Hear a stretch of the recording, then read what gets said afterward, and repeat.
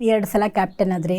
ಮೊದಲನೇ ಸಲ ಕ್ಯಾಪ್ಟನ್ ಇದ್ದಾಗ ನಿಮ್ಮ ರೂಮ್ಗೆ ಬಂದು ಕ್ಯಾಪ್ಟನ್ ರೂಮಲ್ಲಿ ಬಂದು ಎಲ್ಲ ತೊಗೊಂಡು ಹೋಗ್ತಾಯಿದ್ರು. ಆದರೂ ನೀವು ಏನೂ ಒಂದು ಮಾತಾಡಲಿಲ್ಲ. ನೀವು ಯಾಕೆ ಅದು ಪ್ರಯತ್ನನೇ ಪಡಲಿಲ್ಲಲ್ಲ? ನೀವು ಆ ಕ್ಯಾಪ್ಟನ್ಶಿಪ್ ಕಮಾಂಡಿಂಗ್ ಯಾಕೆ ಯೂಸ್ ಮಾಡಿ? ನಾನು ಕ್ಯಾಪ್ಟನ್ ಆಗಿದ್ದಾಗ ಯಾರೊಬ್ಬರು ನನ್ನ ರೂಮಿಗೆ ಬಂದರು ಅಂತ ನನಗನ್ಸಲ್ಲ. ಯಾಕಂದರೆ ನನ್ನ ಕಣ್ಣು ಮುಂದೆ ಯಾವುದೂ ಆಗಿಲ್ಲ.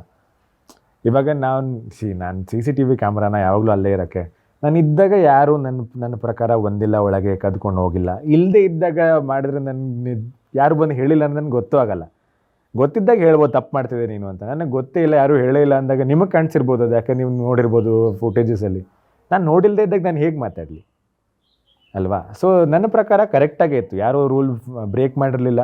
ಆಮೇಲೆ ಆ ವಾರ ಕೂಡ ನಾನು ಕ್ಯಾಪ್ಟನ್ ಆಗಿದ್ದಾಗ ತುಂಬ ಚೆನ್ನಾಗಿ ರೂಲ್ಸ್ ಫಾಲೋ ಮಾಡಿದ್ರು. ಯಾರ್ಯಾರು ರೂಲ್ಸ್ ಯೂಶ್ವಲಿ ಬ್ರೇಕ್ ಮಾಡ್ತಾಯಿದ್ರು ಅವ್ರುಗಳು ರೂಲ್ಸ್ ಫಾಲೋ ಮಾಡಿದ್ರು.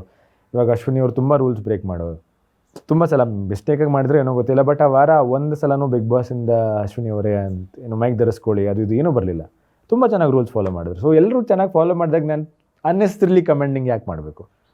ಪ್ರತಿಯೊಬ್ಬರು ಚೆನ್ನಾಗಿದ್ದಾಗ ನಾನು ಯಾಕೆ ಕಿರ್ಚಾಡಲಿ ಅವ್ರ ಮೇಲೆ ಆ ಥರ ಅನ್ನಿಸ್ತು. ಆಮೇಲೆ ಅದೇ ನಾನು ಕ್ಯಾಪ್ಟನ್ ರೂಮಲ್ಲಿ ಬಂದು ಯಾರೋ ಕದ್ದು ಏನೋ ಎತ್ಕೊಂಡು ಹೋಗಿದ್ರೆ ನನ್ನ ಕಣ್ಮುಂದೆ ಆಗಿದ್ರೆ ಮಾತಾಡ್ಬೋದು. ನನ್ನ ಕಣ್ಮುಂದೆ ಆಗಿಲ್ಲ ಅಂದರೆ ನಾನು ಮಾತಾಡೋಕ್ಕೆ ಹೇಗೆ ಸಾಧ್ಯ ಹೇಳಿ?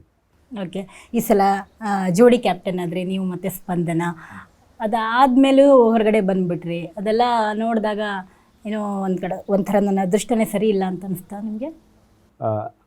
ಎಕ್ಸ್ಪೆಕ್ಟ್ ಮಾಡಿರಲಿಲ್ಲ ನಾನು ಹೊರಗೆ ಬರ್ತೀನಿ ಅಂತ. ಅಟ್ ದ ಸೇಮ್ ಟೈಮ್ ಅದೃಷ್ಟ ಸರಿ ಇಲ್ಲ ಅಂತ ಅನ್ಸಲ್ಲ. ಯಾಕಂದರೆ ಅದೃಷ್ಟ ಸರಿ ಇರೋದಕ್ಕೆ ನಾನು ಬಿಗ್ ಬಾಸ್ ಮನೆಗೆ ಹೋಗಿದ್ದು ಅಂತ ಅನ್ಸುತ್ತೆ. ಯಾಕಂದರೆ ಲಕ್ ಇದ್ರೆ ತಾನೇ ಆ ಮನೆಗೆ ಹೋಗೋಕ್ಕೆ ಸಾಧ್ಯ. ಎಷ್ಟು ಜನದ ಕನಸೋದು ಬಿಗ್ ಬಾಸ್ ಮನೆಗೆ ಹೋಗೋಕ್ಕೆ. So because of luck only ನಾನು ಆ ಮನೆಗೆ ಹೋಗಿದ್ದು. And I am very grateful for that.